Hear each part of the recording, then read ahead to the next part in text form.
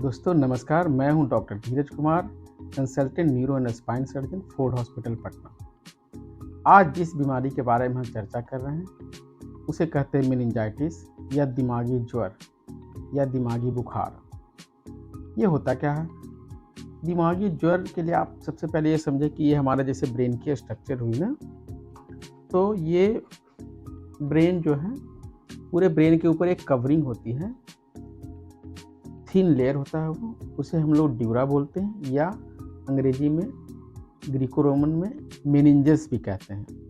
इसी की स्वेलिंग हो जाती है किसी भी वजह से। वो स्वेलिंग कैसे हो सकती है दोस्तों? वो बैक्टीरियल इन्फेक्शन की वजह से हो सकती है, वायरल इन्फेक्शन की वजह से हो सकती है, टीबी या माइकोबैक्टीरियम के इन्फेक्शन की वजह से हो सकती है, फंगस के इन्फेक्शन की वजह से हो सकती है, एसेप्टिक हो सकती है, जिसे हम लोग केमिकल मेनिंजाइटिस भी बोलते हैं। ये कॉमन टाइप्स हैं। मरीज प्रेजेंट कैसे करेगा? मरीज को क्या परेशानी होगी? तो उसे तेज हेडेक हो सकता है।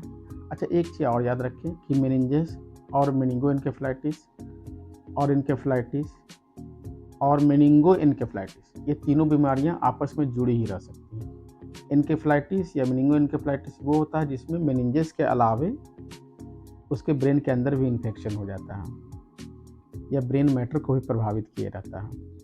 इसमें लक्षण जो देगा, जो मैंने पहले बताया, एक तो कि सर दर्द हो सकता है, बुखार हो सकता है, उल्टी का मन कर सकता है, अल्टर्ड सेंसोरियम मतलब उसका सेंस हो सकता है कि नॉर्मल न रहे, हो सकता है वो उटपटांग चीज़ें बोलें, बात करें, कभी कभार हाथ पैरों की कमजोरी, कभी कभार अदर साइन जैसे मरीज को चलने में परेशानी या मरीज को उठने बैठने में परेशानी, कोई बात को समझने में परेशानी, ये सब भी दे सकता है।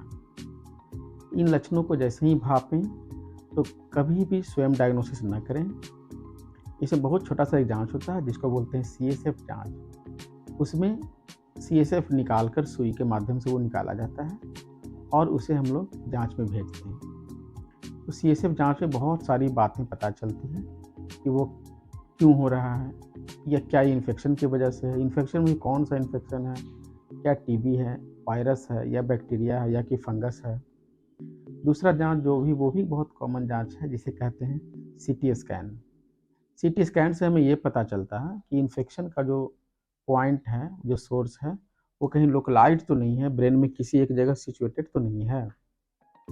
यदि वो किसी एक जगह सिचुएटेड है तो हम लोग इस बीमारी को ब्रेन एब्सेस से भी जोड़कर देखते हैं।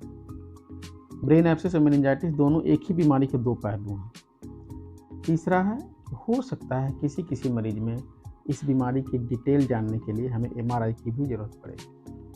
खासकर केमिकल मेनिंजाइटिस वो अवस्था है जिसमें कि कोई छोटा सा सिस्ट है, वो स्पाइन में भी हो सकता है, वो ब्रेन में भी हो सकता है, वो सिस्ट किसी कारण से फट जाए और उससे जो मेनिंजाइटिस उत्पन्न हुआ है, जिसे केमिकल मेनिंजाइटिस कहते हैं, उन सब के डायग्नोसिस में MRI का बहुत रोल है। यदि ब्रेन एब्सेस हुआ है तो क्या वो सिंगल है या कई हैं, साइज कितना है, इन सब पार्ट का मैनेजमेंट में बड़ा रोल है।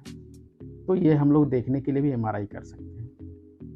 ये डायग्नोसिस के लिए जितनी जांच है लगभग पूरी हो गई, तो फिर उसका मैनेजमेंट कैसे करें, उसका ट्रीटमेंट कैसे हो। एक चीज़ दोस्तों ध्यान ये रखने वाली बात है कि मेनिंजाइटिस या मेनिंगोएन्केफेलाइटिस में जितनी जल्दी इलाज शुरू होगा, मरीज की रिकवरी उतनी ही ज़्यादा होगी और रिकवरी लगभग 100% हो जाती है, 100% इलाज हो जाता है। लेकिन यदि आप देर कर रहे हैं और वो ब्रेन के किसी भाग को डैमेज कर दें या किसी सर्किट को नुकसान पहुंचा दें, तो उसके बाद रिकवरी हो सकता है कि 100% पूरा ना हो। इसीलिए आपको जैसे ही डॉक्टर ने सलाह दिया कि ये मेनिंजाइटिस है या मेनिंगोएन्केफेलाइटिस है, तुरंत अपने न्यूरोसर्जन अथवा न्यूरोलॉजिस्ट से संपर्क करें। उसके लिए जो उचित दवाएं हैं सबसे पहले वही ट्राई की जाती हैं। यदि एब्सेस या बड़ा सा लीजन कुछ हो, ब्रेन के किसी स्पेसिफिक भाग को प्रभावित किए हुए और उसका साइज 2.5 सेंटीमीटर से ज़्यादा बड़ा, तब वैसे केसेस में सर्जरी की भी आवश्यकता पड़ सकती है। लेकिन यदि छोटा साइज है तो वो दवाओं से ही रिजॉल्व हो सकता है। दोस्तों सबसे बड़ी बात यह है कि बीमारी की पहचान करें अर्ली, या सबसे पहले जब लक्षण दे उस वक्त आप सतर्क हो जाएं और अपने न्यूरोसर्जन अथवा न्यूरोलॉजिस्ट से संपर्क करें। जैसे ही ये बीमारी पकड़ में आती है, यदि जल्दी डायग्नोसिस होगा तो मरीज को पूर्णतः रिकवरी मिल सकती है। धन्यवाद दोस्तों।